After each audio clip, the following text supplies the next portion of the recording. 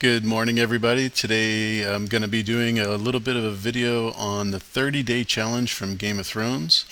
Welcome, my name is John, and this is my channel, AU Pack Meal from you probably see me on the chats before, and I really enjoy doing that, and so I thought I'd introduce myself by doing this 30-day challenge. Sounds like a lot of fun. So I'm going to get started with favorite male character, and I'm glad they broke it down into male and female characters because you'll always see them ask questions to like George Martin or to Dan and Dave, the D&D. So they'll just give one answer. So this is cool that they break it down. Male character, I'm going to have to say Robb Stark. Obviously, you can see in the background I've got the Stark banner, so I'm a Stark loyalist. But female character is also going to be a Stark. It's going to be Arya Stark. Yeah, I think the family's pretty cool. So, favorite house? Guess what? The Starks, yes. And then for the motto, actually, is the Boltons. Our blades are sharp. I like knives and blades and swords and stuff like that. So, yeah, our blades are sharp. It's good in battles to have sharp blades as well. So, that's very cool. Favorite moment in the show is probably the Battle of the Wall, where the wildlings are attacking Castle Black, and that's a introduction to giants, mammoths. Um, it's just a fantastic point of view. It was also probably an influence because I went to the Game of Thrones Expo in Vancouver, Canada, and they had a huge exhibition where they showed all the different costumes and things like that. And one of the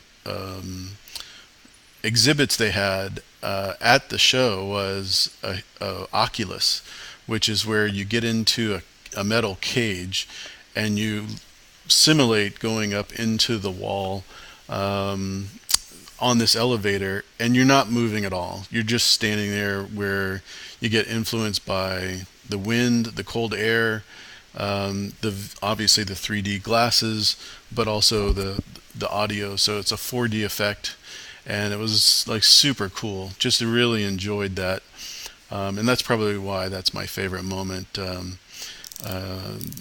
yeah, it was an awesome time. So. Favorite song? I'm gonna have to say the Bear and the Maiden Fair. I think has a lot of uh, George R. Martin hidden innuendos that I enjoy, and also make it a fun Gaelic song as opposed to this some of the other songs that he has on the show. And then, of course, there's always different renditions that make it fun as well. And they've done a good job with that on air. Favorite episode? I would have to say the first one. It's the introduction. It sets the tone for not only the costuming and the castle of Winterfell, but it also just catapults the story to where you're going to be following along the Stark family and why they're there, and it's just a very very impressive first episode, and also it was redone so many times because of the inexperience of Dan and Dave. So I think they really did a great job on that, changing that. Least favorite male character. I'm gonna have to say Janos Slynt. Janos is a guy that's just after him for himself, and he has no loyalty. He has no. He's just very selfish, and that's something I don't tolerate very much. Least favorite female character. There's a lot of them. I would have to say Cersei is my least favorite as a person, just because I really don't like anything she's about. If I were to write a character, I don't think I could create someone that bad. So that's kind of an interesting an interesting way of looking at a character that would be that awful and that ambitious and twisted, and so many words I could use there. Stark or Lannister? Okay, that's an easy one. Stark. A scene that made you cry. So in the books, we obviously know about the Red Wedding and what that was going to be about. But when they did the show, obviously Talisa was there, and when she gets stabbed in the stomach, being a young pregnant woman, it still is very weird. I'm just pretty emotional about that right now. So yeah, she shouldn't have even been there. She gets made fun of by Walter Frey, and he's just a real twisted individual himself. And then to be in the twins, and plus she was someone who took care of people that were on both sides of the war, and really she it was tough. I really was emotional at that scene. The scene that made you laugh. There's so many. But the one where Tyrion in the first episode slaps Joffrey over and over again, and I think the lip sync YouTube video that's out probably influenced that also. Just very very funny. Favorite quote, Valor Morghulis, all men must die. Absolutely. That's true in life, death and taxes, right? Favorite ship or pairing? This is going to be a really weird one, but it's Jamie and Brienne. I don't know why. I really don't know why. But when I see them together, it pulls out the best in both of them, and it's something that I think all of the characteristics of each of the characters are amplified in when they're together. So that's why. Favorite friendship? I'm gonna have to say Tyrion and Bronn. I think they did a lot together. They were spent a lot of time, and Bronn's a really good character in that part of the show as well. Favorite scene? Yeah, it's gonna have to be the same as the episode where the battle on the wall, when they're just battling it out, and one of the giants takes a huge bow and shoots it through one of the Night's Watchmen, and sends him to the other side, and he lands and just goes flat. It's pretty cool. I really enjoyed that. Probably not very well written, but a lot of fun. Most annoying character. I think this is pretty easy. It's Joffrey. He just annoys every part of me. There's nothing that I like about about him from the very moment we are introduced to him until his death. That's probably one of the ones that made me laugh. Actually, that's when he died. Most naive character is simple. It's Sansa. She's obviously a young girl that is very, very naive. But I think that her character is written that way, and it's pretty self-explanatory. As far as adults go, I hate to say it, but I think Cersei's probably the most naive person. She just doesn't understand how things work, and it's easy to be the beetle slayer and have your rock and kill people and all that stuff, but how things really work, I don't think she has any idea. And that was kind of evident with the Faith Militant, where she just said, "Hey, yeah, you guys can have all the weapons you want, whatever you need, yeah," and not realizing what the detriment of that is. Even when she spoke with Oberyn, talking about Marjorie and not Marjorie, Marcella, yeah, she just doesn't realize what she was giving away, and that sort of thing. So, yeah. Character that you like but used to hate. I don't really know a good answer for that question. One that I like, a lot of people would say Jamie because of his arc, but can't do it. Sorry.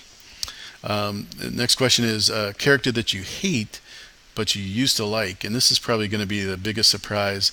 I'm going to say Bronn. Bronn is I'm not Bronn, Bran, Bran Stark. Brandon comes at you as this little kid full of excitement, blah blah blah, and then in this last season, and I don't know if it's going to be this way in the books. I hate to do that comparison, but this is a Game of Thrones challenge, so um, when Bronn basically captures Hodor's mind, probably one of the most tragic situations in the story that I've experienced. To be, raped or controlled or enslaved by anybody for any situation is tragic and beyond reprehensible. But in this particular case, he, knowing what Hodor had went through, knowing what it was going to do to Hodor, he still captured his mind in a way that caused him irreprehensible harm, the level of which is just it's hard to put into words. So he's one of the guys that I have become very hateful of. Anybody that can do that to someone. He knew before what Hodor's situation was.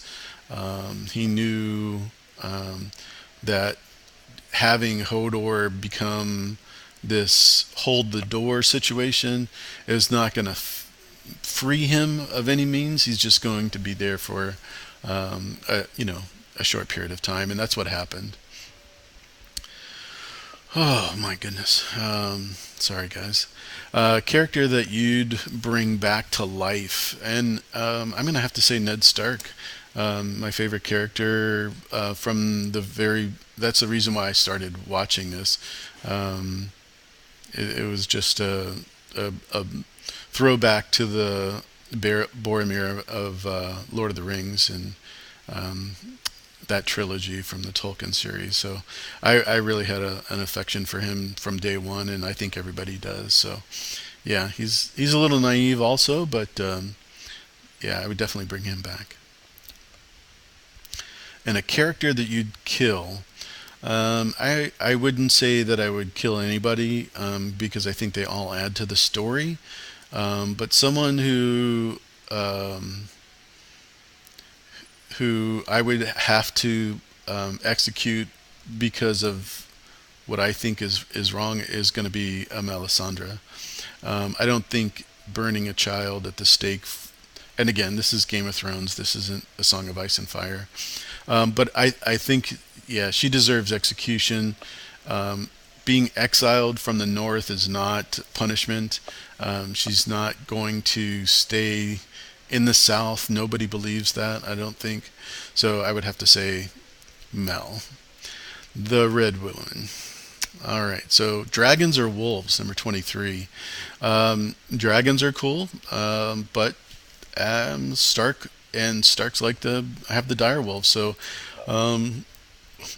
I like the pack concept. You attack as a pack. You stay together as a pack. You feed each other. You take care of each other, and then the pack shall live. Dragons, they don't have that concept at all. There is no here. Let me feed you. Let me take care of you. None of that. So, favorite place. This is kind of a weird one because I think my favorite place is actually Dorne. Sounds like a fun place to live. It's very warm, lots of fruit, and not many people mess with Dorne. So yeah, I think that's cool. Best warrior, Barristan Selmy, by far. Jamie himself, who's a very noted warrior, noted knight, said, Barristan is an artist and he paints with one color, uh, and so that's a pretty telling statement. And the fact that he rescued Aerys the second, the Mad King, by himself. And again, this is the books, not the show, but even so, it's just a fantastic exhibition of his ability to be a warrior. Best strategist, I would say Tywin Lannister. Strategy doesn't always mean warrior, doesn't always mean diplomat, but he is a strategist.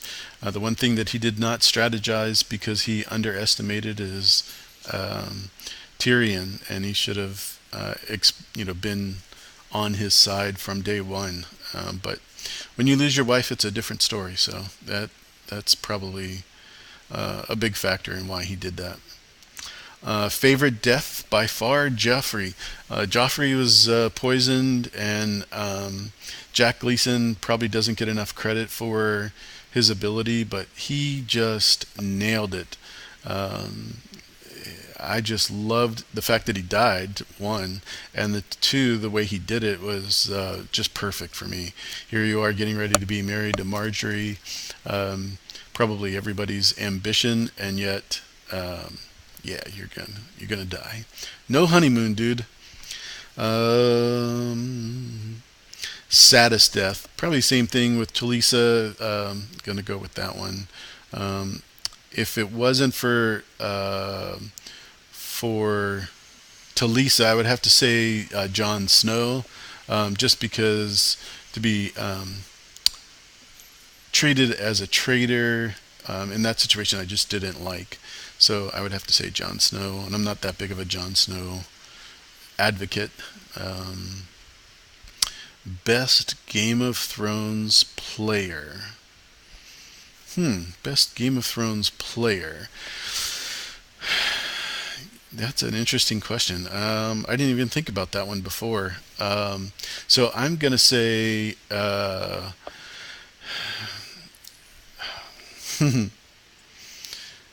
I'm gonna have to say Littlefinger, just because he came from nothing. He was almost killed as a young man. Um, yeah, he basically is definitely a player, and um, in the Game of Thrones, he's diminished a little bit as a character, actually quite a bit. But I definitely think that he's the best player.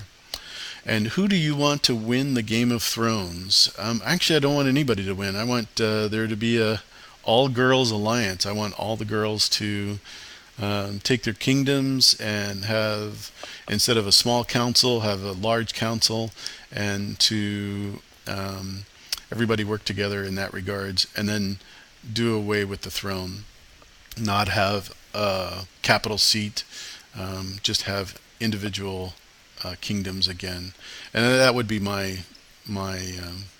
I think the women are smarter, anyways. To be honest with you, in the show, by far. So that's my Game of Thrones 30-day challenge. I hope you enjoyed it. It was nice doing this, and I hope to do it again sometime. You guys have a great day.